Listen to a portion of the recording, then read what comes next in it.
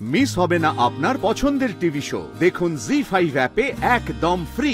আমার মা কি সত্যি সত্যি আমার বাবার বাড়িটা বেচে দিয়েছে? আমার বাবার শেষ স্মৃতিটুকু কি হ্যাঁ, কাকিমা বাড়িটা বেচে দিয়েছে। যেই ছেলেটির হাত দিয়ে ওনার মা সব কোর্টে দলিল পাঠিয়েছিলেন না, ওই ছেলেটার থেকেই তো আমি জানতে পারি যে বাড়িটা বিক্রি হয়েছে।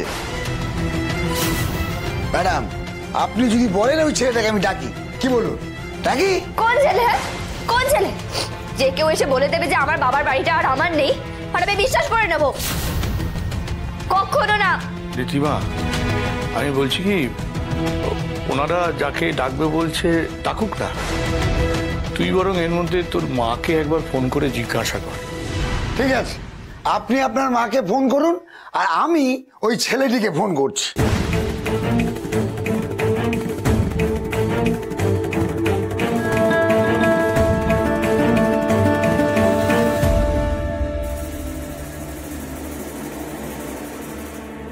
হ্যালো, এই তুই কোথায় রে? হ্যাঁ, এখানে এত বড় কাজ যাত্রাপালা হয়ে যাচ্ছে, আর তুই এখনো এলি না? আরে তাড়াতাড়ি হয়, এত কাজকর্ম সব পরে হবে, আমি ডাকছি আর তুই আসবি না? তাড়াতাড়ি হয়।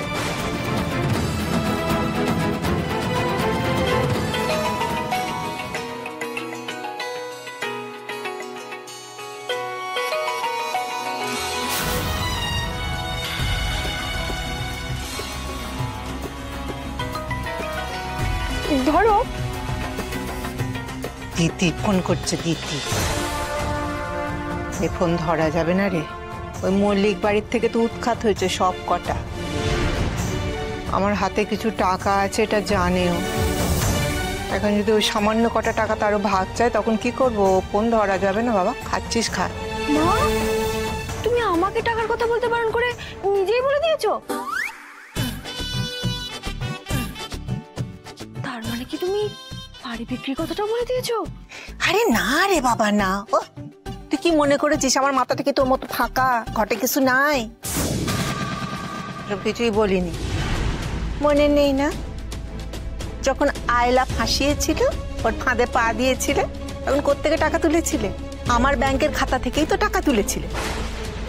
তখন জিজ্ঞেস করেছিল দিদি যে ওই টাকা কোত্থেকে পেলু, তো কি বলবো? বলেছিলাম আমার বাপের বাড়ির সম্পত্তি বিক্রি করে সেই ভাগের টাকা পেয়েছি, সেই টাকাই ব্যাংকে রেখেছি। এখন জানি ওই কটা টাকা পড়ে রয়েছে, সামান্য কটা টাকা। তার থেকে যদি এখন বিপদে পড়ে ভাগ চাই, তখন কি করব আমি? ফোন ধরবো না। যেমন খাচ্ছিস খা, চুপটা খা।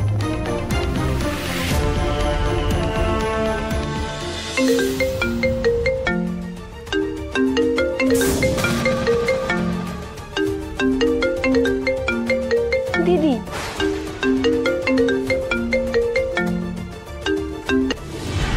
যে ব্যক্তিকে আপনি কল করছেন তিনি এখন উত্তর দিতে পারছেন না। বাবা ফোন তো পেজেই যাচ্ছে, কিন্তু মা বন্ধু কেউই ফোন ধরছে না।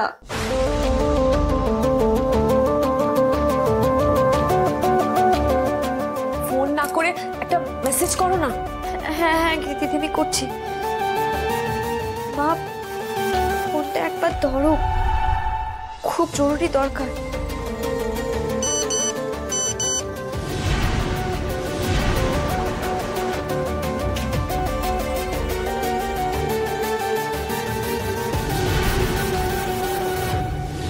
কই, কোনো উত্তরও দিচ্ছে না তো। মা, ফোন করছি, ফোনটা ধরছো না কেন? জরুরি দরকার, ফোনটা ধরো।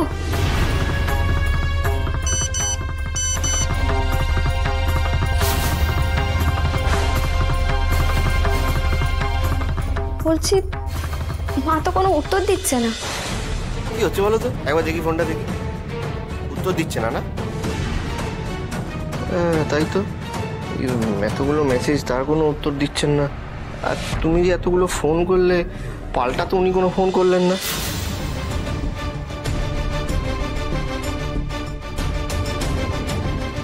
ব্যাপারটা কি বলুন তো? এখনো এলো না কেন ছেলেটা? হ্যাঁ, কোথায় গেল? ফোন করেছিল তো ঠিকঠাক? হ্যাঁ, আসছে। হ্যাঁ, আসছে। এই এসো এসো।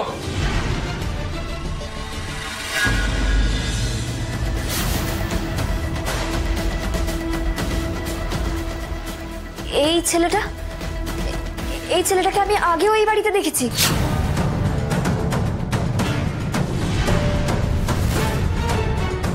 দেখেছো মানে? ওনাকে কবে এসেছিল? কেন কেন মানে কোন কারণে এসেছিল মনে আছে? বাবা মারা যাওয়ার পর যখন আমি এই বাড়িতে এসেছিলাম তখন এই ছেলেটা কোনো দলিলের কাগজপত্র নিয়ে মায়ের সঙ্গে কথা বলতে এসেছিল।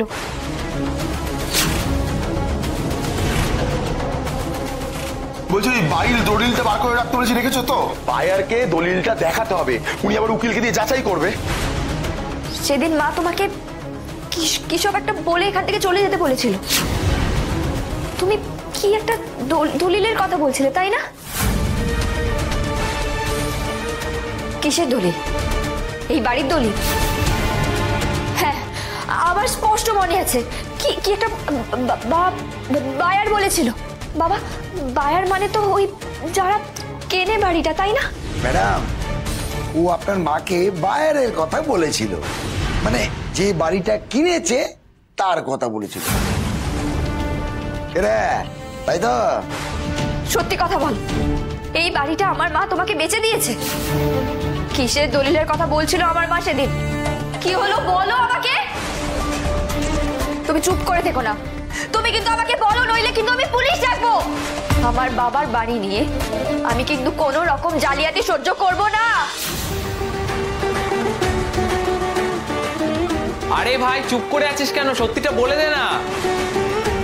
আরে বল না। কি হলো? চুপ করে আছো কেন? উত্তর দাও আমাকে।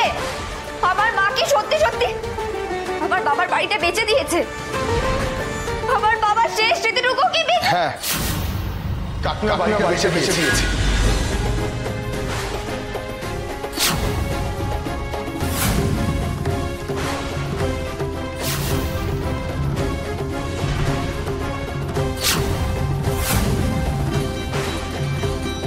কাকনা বাড়িটা বেচে দিয়েছে।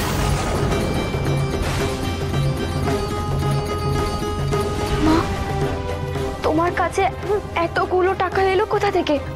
আমার বাপের বাড়ির সম্পত্তি ছিল না, সেটা বিক্রি হয়েছিল, তার ভাগের কিছুটা আমি পেয়েছিলাম। সেই টাকাটা আমি পুরো ব্যাংকে রেখেছিলাম। বাবার বাড়িটা বিক্রি হয়ে গেল আর আমি জানলাম না। মা যে টাকার কথা বলছিল সেটা কি আসলে এই বাড়ি বিক্রির টাকা?